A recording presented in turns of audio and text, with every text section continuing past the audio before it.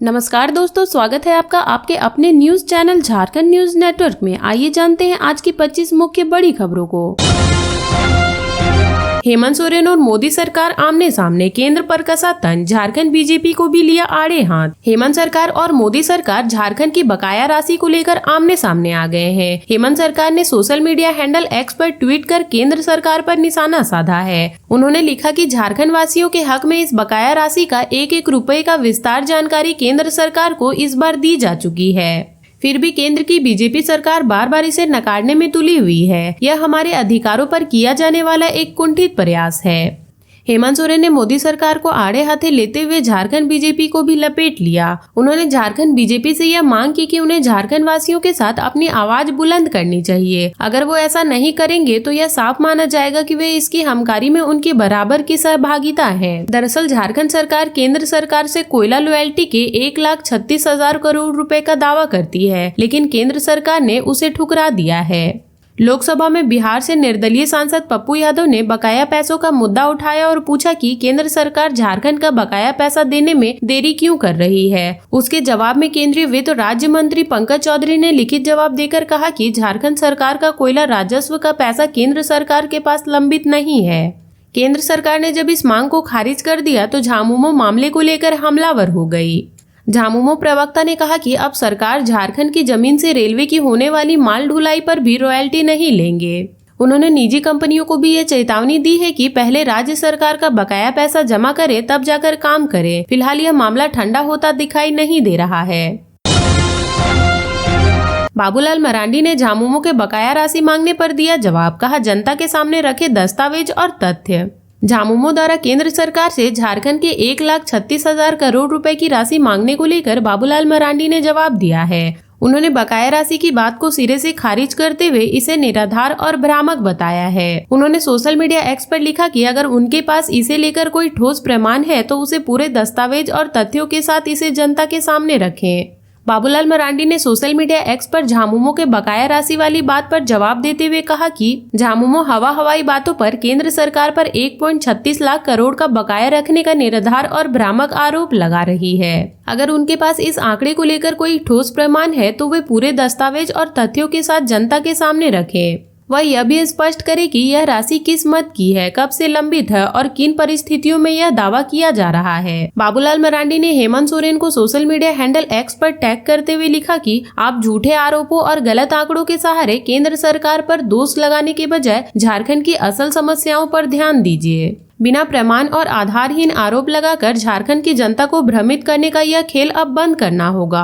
बाबूलाल ने आगे लिखा कि महिलाओं को प्रति माह 2,500 रुपया, किसानों को प्रति क्विंटल धान 3,200 रुपया और युवाओं को नौकरी देने के झूठे वादे का भांडाफोड़ हो चुका है। इसलिए केंद्र सरकार पर आरोप लगाकर अपनी विफलताओं को नहीं छिपा सकते। जनता को गुमराह करने की राजनीति से झारखंड का भला नहीं होगा। उन्होंने अंत में मुख्यमंत्री को पूरे तथ्य और प्रमाण के साथ सुचिता की राजनीति करने की सलाह दी है। दरअसल मंगलवार को झामुमो प्रवक्ता सुप्रियो भट्टाचार्य ने प्रेस वार्ता कर बकाया राशि देने की मांग की थी। उन्होंने कहा था कि केंद्र सरकार और भाजपा अब नाटक करना बंद करे। कोयला हमारा, जमीन हमारी, इसलिए हम लोग अभी से छोड़ने वाले नहीं हैं। उन्होंने चेतावनी देते हुए कहा कि राजमहल से लेकर राजधनवार तक एक ढेला कोयला बाहर जाने नहीं दिया जाएगा। बोकारो में पुल ढह जाने से 1.5 दर्जन गांवों से कटा संपर्क, आवागमन ठप होने से ग्रामीण परेशान। बोकारो जिले के गोमिया प्रखंड अंतर्गत होशिर पश्चिम और सियारी पंचायत के बीच बोकारो नदी के 4 महीने पहले करोड़ों की लागत में बने पुल का 2 स्पेन पाया सहित बाढ़ में बह गया है। पुल बह जाने के कारण 1.5 दर्जन गाँव के ग्रामीणों को परेशानियों का सामना करना पड़ रहा है। झारखंड में सितम ढाएगी ठंड, मौसम विभाग ने बारिश की दी चेतावनी। झारखंड में ठंड का कहर लगातार जारी है, लेकिन इस बीच मौसम विभाग ने ऐसी बात कही है जिससे कि लोगों को ठंड से राहत मिलेगी। दरअसल मौसम विभाग के मुताबिक 18 और 29 दिसंबर को मौसम शुष्क रहेगा। इस दौरान न्यूनतम तापमान में बढ़ोतरी होगी और लोगों को ठंड से राहत मिलेगी। रांची स्थित मौसम विभाग में मौसम वैज्ञानिक अभिषेक आनंद ने बताया कि बुधवार और गुरुवार को मौसम शुष्क रहने की संभावना है। इस दौरान लोगों को शीतलहर से थोड़ी राहत मिलेगी। उन्होंने बताया कि उत्तर पश्चिम भारत में हिमालय की ओर से आने वाली ठंडी हवा झारखंड की ओर थोड़ी कम आ रही है। इस कारण से न्यूनतम पारा में बढ़ोतरी देखने को मिलेगी और सर्दी घटेगी। IMD की माने तो 20 दिसंबर से मौसम का मिजाज बदल सकता है। 20 और 21 दिसंबर को राज्य के कई हिस्सों में बारिश होने की संभावना है। राज्य के दक्षिणी और मध्य भाग में हल्के से मध्यम दर्जे की बारिश की संभावना है। इस दौरान दिन में अधिकतम तापमान में गिरावट देखने को मिलेगी। 21 के बाद से ठंड में फिर से बढ़ोतरी होगी और कई इलाके में धुंध छाए रहेगी। झारखंड में पिछले 24 घंटे में मौसम शुष्क रहा है। इस दौरान कई इलाके में सुबह में धुंध छाई रही। राज्य में सबसे अधिक ठंड कल रांची के कांके में पड़ी। इस दौरान यहां का तापमान 4.6 डिग्री रहा। वहीं सबसे अधिक तापमान चाईबासा में रहा। यहां का तापमान 28.2 डिग्री सेल्सियस रहा।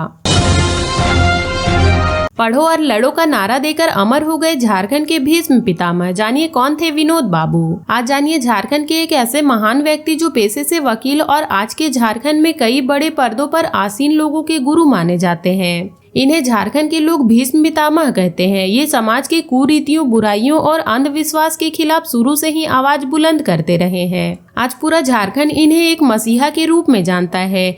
इनके कद का अंदाजा आप इसी से लगा लीजिए कि आज इनके नाम पर एक विश्वविद्यालय है और वर्तमान पीढ़ी के कई नेता उन्हें अपना राजनीतिक गुरु मानते हैं और इन्हें प्यार से विनोद बाबू कहकर पुकारते हैं। आज विनोद बिहारी महतो के नाम पर पूरे झारखंड में कई चौक चौराहे हैं। झारखंड आंदोलनकारी विनोद बिहारी महतो का जन्म बलियापुर के बाड़ादहा गांव में पिता किसान महेंद्र महतो व माता मंदाकिनी देवी के घर 23 सितंबर 1923 को हुआ था। शुरुआती पढ़ाई लिखाई गांव के आसपास ही हुई। इसके बाद विनोद बिहारी महतो को गांव से लगभग 10 किलोमीटर दूर कभी पैदल तो कभी साइकिल से जाया करते थे। इनके घर की आर्थिक स्थिति उतनी अच्छी नहीं थी। विनोद बाबू के पिता गांव में ही खेती बाड़ी का काम करते थे। विनोद बिहारी महतो ने किसी तरह प्रारंभिक शिक्षा झरिया के पास से की। घर की आर्थिक हालत को देखते हुए उन्होंने कुछ समय के लिए पढ़ाई छोड़ दी। कम उम्र में ही उनकी शादी भी हो गई थी। समय बीतता चला गया पर विनोद बाबू का संघर्ष कम नहीं हुआ। कुछ समय बाद धनबाद कोर्ट में इनकी जॉब लग जाती है। यहाँ ये पूरी लगन और मेहनत के साथ काम किया करते थे। नहीं रुक रही लड़कियों से छेड़खानी की घटना। बीकॉम छात्रा से छेड़छाड़, पता बताने वाले को 5,000 का इनाम। राजधानी रांची में अभी स्कूली छात्रा से छेड़छाड़ का मामला ठंडा भी नहीं हुआ था कि शहर में एक बार फिर से महिलाओं की सुरक्षा को लेकर सवाल खड़े किए जाने लगे। दरअसल सदर अस्पताल के पास बीकॉम की एक छात्रा के साथ छेड़खानी का मामला सामने आया है। एक मनचले ने छात्रा के साथ छेड़खानी की जब वो कॉलेज से घर जा रही थी। घटना की शिकायत मिलने के बाद पुलिस हरकत में आई और घटना स्थल के पास के CCTV फुटेज को खंगालने में जुट गई है। CCTV की फुटेज में दिखाई पड़ रहा है कि युवक छात्रा के साथ छेड़खानी करता दिखाई दे रहा है। इसके बाद पुलिस ने CCTV फुटेज के आधार पर खोजबीन शुरू की, लेकिन अब तक उसका पता नहीं चल पाया है। CCTV फुटेज में लड़के का चेहरा धुंधला नजर आ रहा है। पुलिस ने वहां मौजूद दुकानदारों से भी पूछताछ की। वहीं पुलिस अब आरोपी की पहचान बताने या उसके सुराग देने वाले को 5,000 रुपए इनाम देने की घोषणा कर दी है। SDO सुलोचना मीना ने की कड़ी कार्रवाई। छापेमारी कर 2 लाख का अवैध पटाखा किया जब्त। पलामू के मेदिनीनगर में सदर अनुमंडल पदाधिकारी सुलोचना मीना ने मंगलवार देर शाम छापेमारी कर करीब 2 लाख का पटाखा बरामद किया है। इस संबंध में सदर अनुमंडल पदाधिकारी सुलोचना मीना ने बताया कि कई बार शिकायत मिली थी कि बिना लाइसेंस के पटाखा बेचा जा रहा है। SDO ने बताया कि यह दुकान शहर के भीड़ भाड़ वाले इलाके में पटाखा चौक में है। पटाखा बेचने वाले को आदेश भी जारी किया गया था, लेकिन बावजूद इसके भी वह चोरी छिपे पटाखे बेच रहा था। उन्होंने कहा कि शटर बंद करके पटाखा की बिक्री की जा रही थी। उन्होंने बताया कि जितना पटाखा उनके द्वारा बेचा जा रहा था उसके लिए लाइसेंस नहीं लिया गया था। SDM ने कहा कि बिना लाइसेंस के पटाखा बेचना आर्म्स एक्ट के तहत उल्लंघन का मामला है, इसलिए कार्रवाई की गई है। उन्होंने सभी दुकानदारों को निर्देश दिया है कि जो भी पटाखा की बिक्री करते हैं लाइसेंस के बाद ही पटाखा की बिक्री करें। उन्होंने कहा कि इसमें किसी भी तरह की कोताही बर्दाश्त नहीं की जाएगी। जिसके द्वारा कानून का उल्लंघन किया जाएगा उस पर कानूनी कार्रवाई की जाएगी।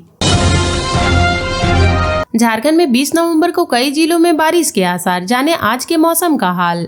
झारखंड में इतनी ठंड ने लोगों का हाल बेहाल कर दिया है। अमूमन इतनी ठंड 25 दिसंबर के बाद देखने को मिलती थी, लेकिन इस बार तो आधे दिसंबर में ही तकरीबन सभी जिलों का तापमान 10 से नीचे चला गया है। बुधवार को भी मौसम में कोई बड़े बदलाव की संभावना नहीं है। सुबह में धुंध छाया रहेगा, लेकिन दिन चढ़ते ही मौसम साफ हो जाएगा। इस दौरान अधिकतम तापमान 24 डिग्री और न्यूनतम तापमान 10 डिग्री की रहने की संभावना है। रांची स्थित मौसम विज्ञान केंद्र की माने तो राज्य में अगले 3 दिनों के दौरान न्यूनतम तापमान में 2 से 4 डिग्री की वृद्धि हो सकती है, लेकिन 20 नवंबर को मौसम में बदलाव होने की संभावना नहीं है। मौसम वैज्ञानिकों ने ऐसी संभावना जताई है कि दक्षिणी हिस्सों, पूर्वी सिंहभूम, पश्चिमी सिंहभूम, सिमडेगा और सरायकेला खरसावां के कई इलाकों में बारिश हो सकती है। इस दौरान इन इलाकों में ठिठुरन बढ़ेगी।